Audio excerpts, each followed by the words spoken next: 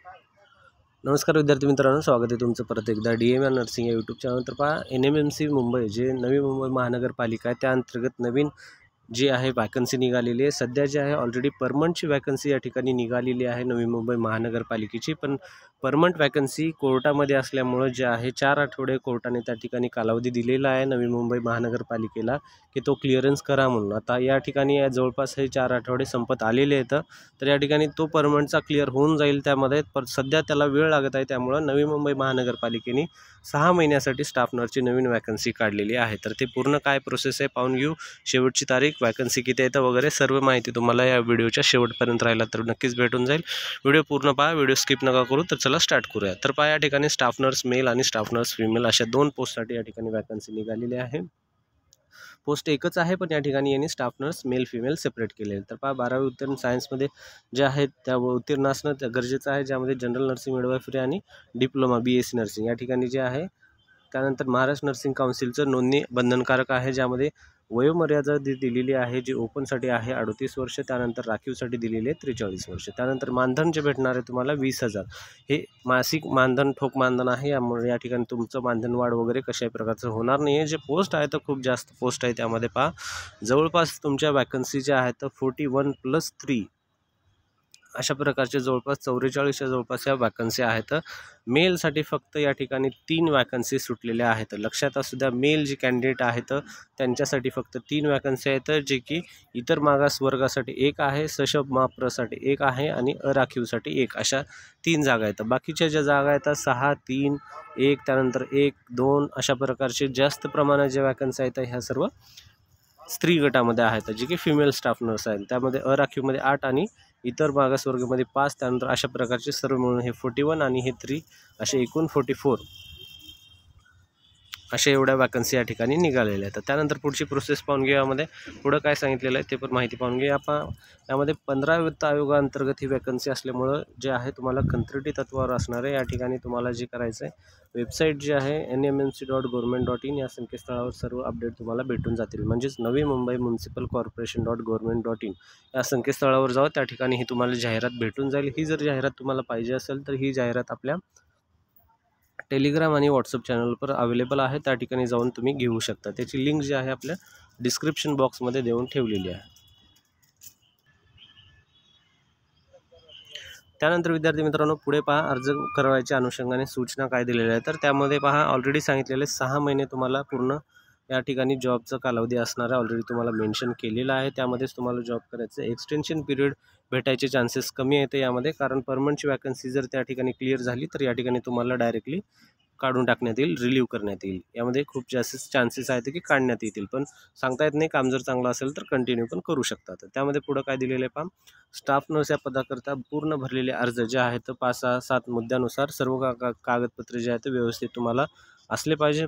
तुम्हाला जो फॉर्म आहे तो काय भरायचा आहे, किल्ले गावठण या ठिकाणी बाय पोस्ट किंवा बाय हँड या ठिकाणी जाऊन पोहोचता करायचा. या ठिकाणी मेन्शन केलेलं आहे पहा, कोणताही फॉर्म तुम्हाला जो असतो ऑफलाईनचा, मोस्टली हा कंत्राटी पदाचा हा मोस्टली फॉर्म ऑफलाईनच असतो विद्यार्थी मित्रांनो, जो की तुम्हाला 15/10 पासून ते 4/11 या ठिकाणी एवढ्या कालावधीमध्ये तुम्हाला अर्ज करायचा आहे. याला बराच वेळ बाकी आहे. आणखीन 15 म्हणजे कालपासूनच हे फॉर्म भरायला चालू झालेले आहेत. आणखीन बरेच दिवस या ठिकाणी बाकी येतात. तोपर्यंत तुम्ही या ठिकाणी फॉर्म भरू शकता. या कालावधीच्या पुढे जर फॉर्म गेला तर तुम्हाला या ठिकाणी फॉर्म हा घेतला जाणार नाही, तो पॉईंट लक्षात असू द्या. त्यानंतर वयोमर्यादेची अट ऑलरेडी तुम्हाला सांगितलेली आहे. वयोमर्यादा हे जे ओपन आहे त्यांच्यासाठी 38 वर्ष फॉर्म भरू शकता आणि जे राखीववाले आहेत त्यांच्यासाठी हे 43 वर्षापर्यंत तुम्ही फॉर्म भरू शकता. त्यानंतर पहा, यामध्ये पुढे काही महत्त्वाचे पॉईंट आहेत तर ते पण पाहून घेऊ. उमेदवाराने स्वतःचे पूर्ण नाव, जी काही तुम्ही माहिती भरता, त्यानंतर माध्यमिक शाळा परीक्षा प्रमाणपत्रामध्ये नमूद केलेल्या जन्मतारीखचा अर्जात नमुना तुम्हाला या ठिकाणी नमूद करावं लागेल. जाहिरात प्रसिद्ध केलेल्या दिनांकापर्यंत असलेले उमेदवारांची वय, दिवस या ठिकाणी अर्जात अचूक नमूद करावे लागेल. जे काही तुमचे डॉक्युमेंट वगैरे आहेत ते डॉक्युमेंट सगळे व्यवस्थित तुम्हाला या ठिकाणी अपलोड करावं लागेल विद्यार्थी मित्रांनो, कारण अपलोड म्हणजेच तुम्हाला ऑफलाईनमध्ये डॉक्युमेंट सबमिट व्यवस्थित करावं लागेल. त्यानंतर तुमच्या नावामध्ये वगैरे काही बदल असेल तर त्याचा गॅझेट वगैरे तो पण बदलून तुम्हाला सबमिट करणं गरजेचं आहे. त्यानंतर डॉमिसाईल सर्टिफिकेट जे आहे कंपल्सरी लागतो, कारण महाराष्ट्रामधली भरती आहे त्यामुळं डॉमिसाईल सर्टिफिकेट मागितलाच जातो. त्यानंतर पुढं पाहून घ्या, यामध्ये पहा जी काही तुम्हाला आहे तारीख ऑलरेडी तुम्हाला सांगितलेली आहे, तुम्हाला कधीपर्यंत फॉर्म भरायचा आहे तो पण तुम्हाला या ठिकाणी मेन्शन केलेला आहे. परत एक महत्त्वाचा पॉईंट जो आहे कंपल्सरी या ठिकाणी पाहणं गरजेचं आहे, तो की आहे अनुभव. पहा अनुभव या ठिकाणी आपली फील्ड अशी आहे की अनुभवाला जास्त प्राधान्य दिलंच जातं, कारण ही प्रॅक्टिसची फील्ड आहे तुमचं. त्यामुळं अनुभव असेल तर तुम्हाला त्या ठिकाणी पहा जास्त प्रमाणात वेटेज दिली. या ठिकाणी पॉईंट काय दिला आहे पाहून घेऊ तो पण पहा. या ठिकाणी अनुभव प्रमाणपत्रामध्ये तपशील नमूद करताना रुजू दिनांक व कार्यमुक्तीचा दिनांक अचूकपणे नमूद करावा. एक्सपिरियन्स सर्टिफिकेट ज्या दिवशी तुम्ही जॉईन झाले, ज्या दिवशी तुम्ही त्या ठिकाणी जॉब सोडलाय त्याचा डेट असणं या ठिकाणी कंपल्सरी मेन्शन केलेलं आहे. अनुभव असेल तर तुम्हाला जास्त प्राधान्य देण्यात येईल जॉबसाठी, त्या ठिकाणी तुम्ही त्याचे चान्सेस जास्त असतात. संगणक अर्थामध्ये MSIT प्रमाणपत्र धारण करीत असल्याचा तपशील नमूद करावा. जर तुमच्याकडे असेल MSIT तर तो पण तुम्हाला त्या ठिकाणी ॲड करायचा आहे. लहान कुटुंबाचं प्रमाणपत्र, लहान कुटुंबाचा 2005 पासून शासनाने एक नवीन रूल काढलेला आहे, जो की लहान कुटुंब म्हणजे स्मॉल फॅमिली नॉर्म्स जो आहे, यामध्ये तुम्हाला एका घरामध्ये किंवा एका कुटुंबामध्ये 2च मुलं बाळं असणं गरजेचं आहे या ठिकाणी असं मेन्शन आहे. हे सर्टिफिकेट पण तुम्ही ॲड करा, तुमची नाव वगैरे व्यवस्थित सही करून त्या ठिकाणी तुम्ही तो सबमिट पण या ठिकाणी सबमिट करावं लागेल. या ठिकाणी या पॉईंट काय सांगितलं पहा, या ठिकाणी 2020चा लागू करण्यात आलेला म्हणून सांगितलेलं पहा. लहान कुटुंबाची अट 2030-20 पासून लागू करण्यात आली असून 2020 पासून 2पेक्षा अधिक या ठिकाणी पहा चेंजेस आहेत. तुम्हाला हे पॉईंट जे आहेत 2020 पासून आहे.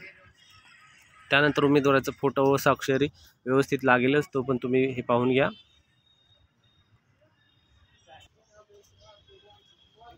पुढे पहा तुम्हाला विषय जो आहे यामध्ये 15 वित्त आयोग अंतर्गत अर्ज सादर करायचा आहे. पदाचे नाव या ठिकाणी तुम्हाला माहीत असणं. फिमेलमध्ये भरताय तर फिमेलमध्ये व्यवस्थित भरा. ही खूप छोटी चूक वाटते, पण जर तुमचा फॉर्म जर तुम्ही त्या ठिकाणी मेल फिमेल मेन्शन नाही केलं तर तुमचा फॉर्म रिजेक्ट होऊ शकतो. त्यानंतर सादर करण्याचा पत्ता या ठिकाणी आहे, या पत्त्यावर तुम्ही सादर करू शकता. वैद्यकीय आरोग्य अधिकारी विभाग क्रमांक 3 मजला जे आहे नवी मुंबई महानगरपालिका. तारीख तुम्हाला ऑलरेडी सांगितलेली आहे, तर परत एकदा तुम्ही तारीख पाहून घ्या. 15/10/2025 पासून तुम्हाला 11 जे आहे 4/11/2025 पर्यंत अर्ज करायचा आहे. 15/10/2025 पासून 4/11/2025 पर्यंत बराच कालावधी आहे, तोपर्यंत अर्ज इच्छुक उमेदवारांनी भरून घ्या.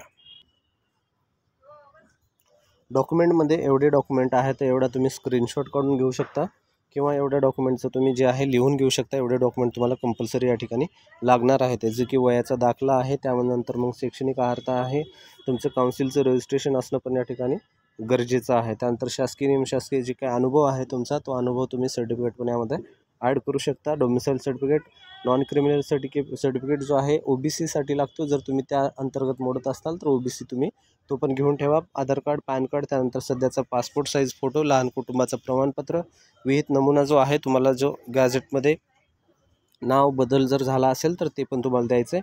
आणि फौजदारी जर गुन्हा दाखल नसल्याचा हमीपत्र, हे पण तुम्हाला कॅरेक्टर सर्टिफिकेट हे एक तुम्हाला ॲड या ठिकाणी करावं लागणार आहे. त्यानंतर आहे फॉर्म, हे अशा प्रकारचा तुमचा फॉर्म आहे. हे फॉर्म तुम्ही अशा प्रकारचा आहे, तुम्हाला फॉर्म हे पूर्ण प्रिंट काढायचं. प्रिंट काढून या ठिकाणी तुम्हाला माहिती भरून सबमिट करायचं. तर पहा पासपोर्ट साईजचा फोटो या ठिकाणी तुम्हाला पेस्ट करावं लागेल, पूर्ण नाव, त्यानंतर पत्रव्यवहाराचा पत्ता आणि ईमेल ID ह्या 2 गोष्टी व्यवस्थित त्यामध्ये ॲड करा, जेणेकरून तुम्हाला पुढं जर काही बदल वगैरे जर झाला, काही अडचण फॉर्ममध्ये तुम्हाला कॉन्टॅक्ट करायची गरज वाटली त्यांना, तर तुम्हाला त्या ठिकाणी तुम्हाला मोबाईल नंबर, ईमेल ID आणि ॲड्रेस या 3 गोष्टीवर त्यांनी संपर्क साधण्याचा प्रयत्न करतात. त्या ठिकाणी तुम्ही घेऊ शकता. बाकीचे जे काही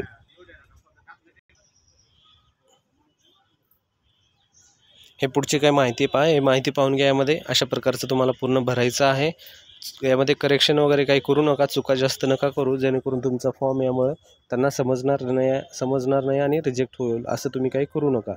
ठीक आहे. जर हा PDF पाहिजे असेल तर विद्यार्थी मित्रांनो, हा PDF जो आहे तो आपल्या टेलिग्राम आणि व्हॉट्सअप चॅनलवर अवेलेबल आहे. याची लिंक जी आहे डिस्क्रिप्शन बॉक्समध्ये देऊन ठेवतो, त्या ठिकाणी जायचं आहे, जॉईन व्हायचं आहे आणि हा जो PDF आहे PDF फॉर्म भरण्यासाठी घेऊ शकता. व्हिडिओ आवडला तर व्हिडिओला नक्की लाईक करा. चॅनलला जर पहिली वेळेस आला असता तर सबस्क्राईब करायला पण विसरू नका. असे नवीन अपडेट जे आपल्या चॅनलवर डेली येत असतात. धन्यवाद मित्रांनो.